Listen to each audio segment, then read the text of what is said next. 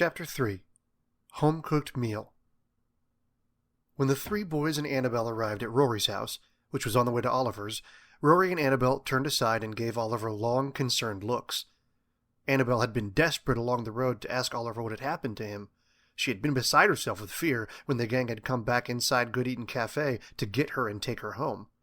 Selena not being with them had caused her to nearly have a panic attack because her 5-year-old brain could only imagine that her big sister-like companion was never coming back. On the way home, she had clung to both Rory and Oliver, who had walked on either side of her as they talked between themselves.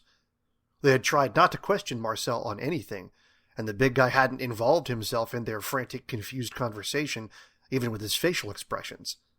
He'd walked behind them the entire way, and the only time the stern, brutish look on his face changed was when Annabelle would occasionally look back at him and do her best to smile. He would return the smiles on his own, and it seemed to lighten the tiny gal's big heart. By the time they were home, Annabelle, while she still clung tightly to the boys' hands, was skipping between them and humming a tune she had made up.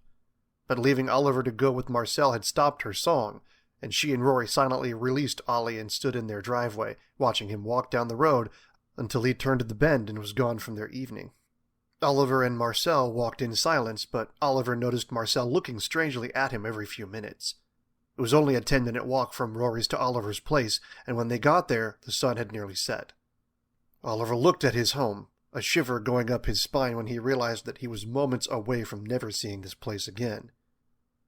The whole farm was almost 500 acres, not large by most standards, but big enough for his family to grow crops and tend the animals.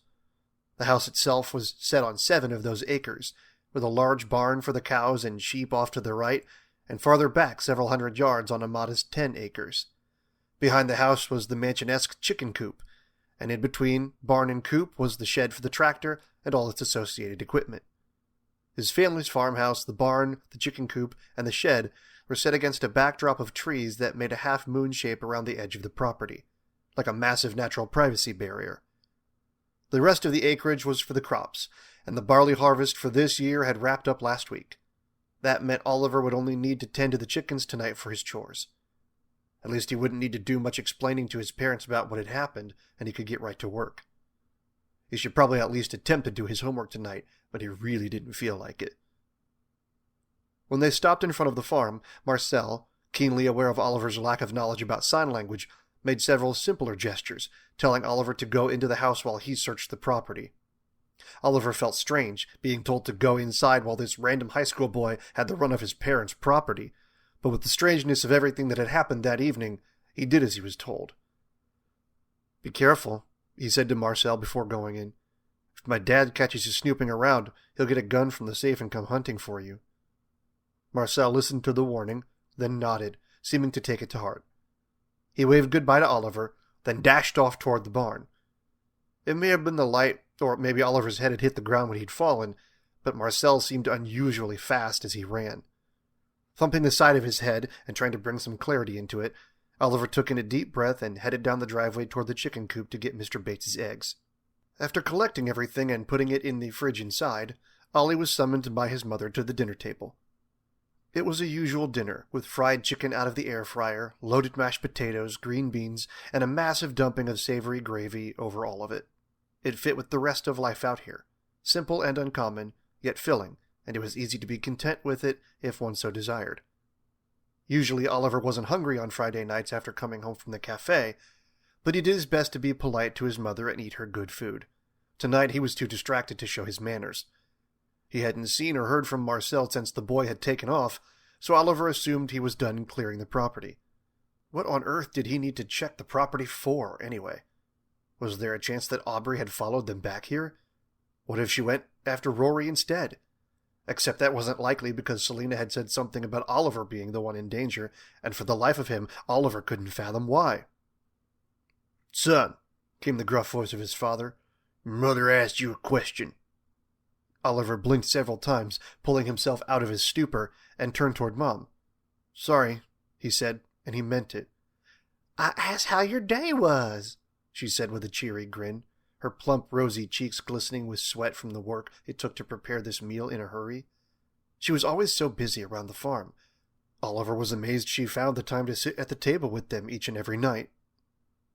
"It's fine," he said. His voice came off as hollow. "Well, you don't really have me convinced, mister," said Mom. "Especially not with that tone." Oliver looked over at his father, who was staring at him. As usual, Oliver couldn't read the look in his eyes, but his gut twisted predictably when Dad reached over with his left arm for the large bowl of potatoes. Oliver's father was a very big, bulky man, the opposite of what it seemed his son would grow to be, but the biggest man in the world could still lose a hand to a piece of farming machinery. Dad hooked his prosthesis onto the side of the bowl and carefully lifted it over to his own plate, cautiously scooping out his lion's share of the buttery, bacon-littered mashed potatoes with a loud slap onto his plate. Oliver couldn't look him in the eye, not until his father told him outright that the accident wasn't his fault, and Oliver was sure he never would. "Oh, honey," Mom said to Dad, "what happened to your other one?" "Didn't work," said Dad grimly, "as usual." "When did you lose it?" "I didn't lose it, Lisa. It broke when I was trying to milk the cows." Mom looked terribly confused. "How would you milk the cows with a prosthetic hand?" "I wasn't," Dad started, sighed, rolled his eyes, then turned back to Oliver. "Your day, son. How was it, really?" "Mrs. King made us stay after school to clean her classroom again," he said. He hoped that his complaint would help take the focus off Dad's missing hand. "Did she spray you or Rory in the face with her cleaner again?" Dad asked, ready to be angry. Oliver shook his head. "No, Mr. Bates got us to help him carry stuff out to his car, so he didn't have to stay," he said. "Good," said Dad. He pointed his spoon at Oliver. "Remember, if she ever does that again, tell us, and we'll take it right to Mrs. Burke and get her fired." "Well, we probably wouldn't go that far," said Mom. "Lisa, that woman shouldn't be a teacher," Dad insisted. He went on to list all the gripes he had with her, and with several of Oliver's other teachers in years past. That was the one thing about Chuck Byrne that everyone knew. He never forgot a slight. Just like he never forgot that his lost hand was Ollie's fault. Oliver did his best to eat. He justified it by reminding himself that if someone, or a group, was out to get him, he would need to keep up his strength. Maybe he'd felt lightheaded at good eating because he hadn't gotten enough calories that day? He wanted to believe that, but he knew better. Regardless, it was what he told himself for the rest of the night so that he could sleep soundly in his bed. He knew that when he spoke with Selena and Rory the next day, he would discover some things. Unknown truths would be uncovered. No matter what kind of tricks he played on himself, the potential of those truths terrified him, because he had the feeling that the great destiny he was about to uncover wasn't at all like the one he'd always pictured for himself.